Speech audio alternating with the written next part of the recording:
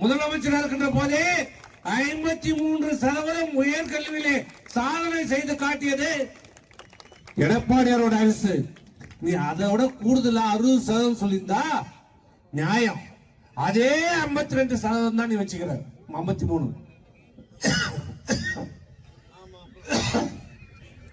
அந்த சாதனையை செய்து காட்டியது எடப்பாடியார்.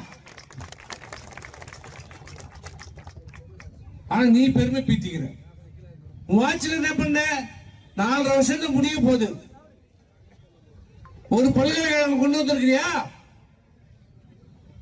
ஒரு மருத்துவக் கல்லூரி கொண்டு வந்திருக்கிறியா? ஒரு சட்டக் கல்லூரி கொண்டு வந்திருக்கிறியா? ஒரு பொறியியல் கல்லூரி கொண்டு வந்திருக்கிறியா? கலைக்கல்லூரி என்ன பண்ற? அரசாங்கத்துல இருந்து நிதியை போடுறானா?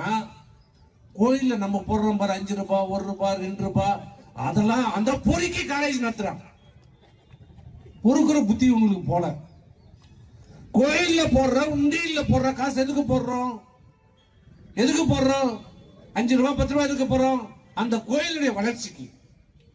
கோயிலை மேம்படுத்தணும், கோயிலை சுத்தமா வச்சிருக்கணும், கோயில்ல வரவங்களுக்கு உணவு கொடுக்கணும், கோயிலை நல்லா அழகா வச்சிருக்கணும், பராமரிக்கணும், மேம்படுத்தணும்.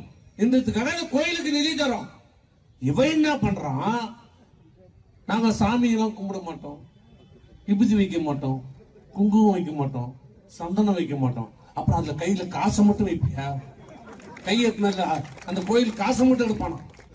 கோயில் காசு எடுப்பானா, ஆனா விபூதி வைக்க மாட்டானா? கோயில் பணத்தை கொள்ளையடிப்பானா, ஆனா குங்குமம் வைக்க மாட்டானா?